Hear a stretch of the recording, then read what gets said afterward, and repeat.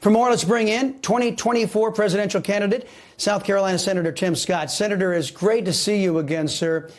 Joe Biden said he stands with Israel on the condition that aid flows to Gaza. How would a President Scott handle this situation differently? The bottom line is, as President of the United States, the one thing I would do is I would not send a mixed message. We need to consistently say one thing. There is no daylight between America and Israel. We give them our support in making sure that they wipe Hamas off the face of the earth. I thank God that Israel sent the message into Gaza to vacate the area before they came in. That kind of humanitarian assistance, frankly, voicing concerns for the Palestinian people by saying get out, that is something that Israel did not receive from Hamas. So getting in, eliminating Hamas should be priority number one, not sending any mixed signals about assistance. Let's first see the successful campaign launched and executed before we start having a conversation that may divide the focus of Israel and the IDF. Yeah, Hamas actually targeted civilians. Senator, the Biden regime is now calling for more American taxpayer dollars to flow to illegal aliens. They're now calling for nearly 6 million illegal aliens to get free housing, food, and medical care. Not free. American taxpayers are going to be footing the bill for all of this. Now, one of your colleagues, Arkansas Senator Tom Cotton, is calling on the Department of Homeland Security to deport any illegal alien who shows support for Hamas. President Trump said he would enact a sweeping effort across the country to round up the nearly 8 million military-age illegal aliens and make them wait in neighboring countries while their asylum process plays out. Asylum that we all know over 90% of them don't qualify for. Senator, how would you stop and repair the damage Democrats have done with their massive illegal immigration campaign over the last 2.5, 3 years?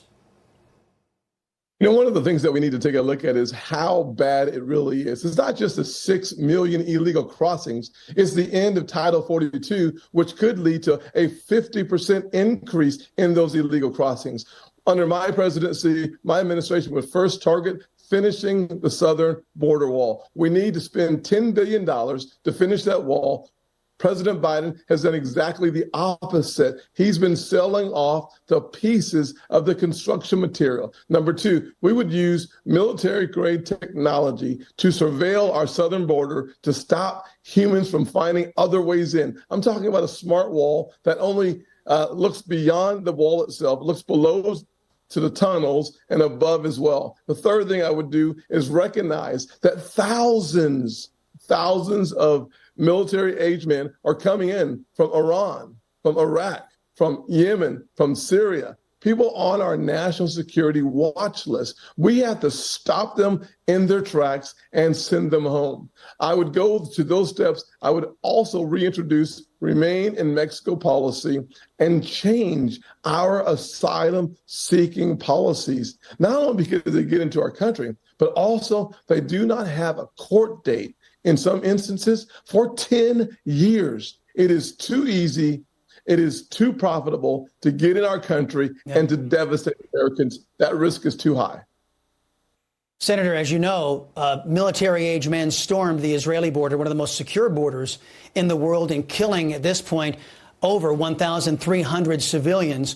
Now, we know in this country, Joe Biden has allowed at least, this is what we know, 3 million known illegal alien gotaways, mostly military-age men. What are you going to do about those who may be in our nation with ill intent, who are already here? What are you going to do about those? Well, one of the things I said last night is we should start with not only with the illegal immigrants, but also the legal folks who have a visa on our college campuses who are taking a stand and supporting terrorism, taking a stand and saying, let's murder Jews, let's be anti-American. For every single person who came in our country legally, who's on a student visa, they should be deported if they want to kill Americans, kill Jews, and or support terrorism. I'd also go a step further and look at any interaction with government or law enforcement amongst those who came here illegally. The first interaction, you just deport them. Those are the strategies that would be effective in reducing the likely threat to our country. Senator, I wanted to ask you about the left's weaponization of race. They are constantly trying to divide this country, as you know, as you've talked about extensively on racial lines. Here's what Joe Biden said about it ahead of the 2020 election. Watch. Have you taken a cognitive No, test? I haven't taken a test. Why the hell would I take a test? Come on, man. That's like saying you, before you got in this program, you take a test where you're taking cocaine or not. What do you think, huh? Are you a junkie? What do you say? What you all know, but most people don't know, unlike the African-American community, with notable exceptions, the Latino community is an incredibly diverse community. If you have a problem figuring out whether you're for me or Trump, then you ain't black. Senator, you counter the media-driven narrative that only a legitimate black person is one who is only a left-winger. Now, I've been on a similar mission in the Latino community.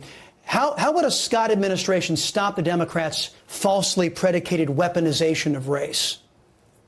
Well, the truth of my life actually destroys the lies of the radical left. But you and I both know something that is very specific and dangerous. There is something sinister growing in our nation. It is the weaponization of race and class for one purpose. It is to maintain political power. The radical left will use any person, any group, any issue, frankly, to maintain political control. It's not about motivating people. It's about manipulating people. It's not about actually seeing progress. It's about control. I would make sure that my life story and yours continues to ring from sea to shining sea so that we would have classic real-time examples of why the American dream is available for kids coming from the inner cities to the rural aspects of Iowa. We are one American family, but the radical left, they want to use race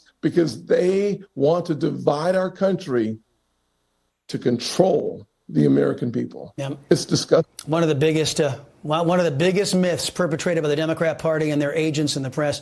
Senator Tim Scott, best of luck to you, sir. Come back soon. It was great talking with you. Joe Biden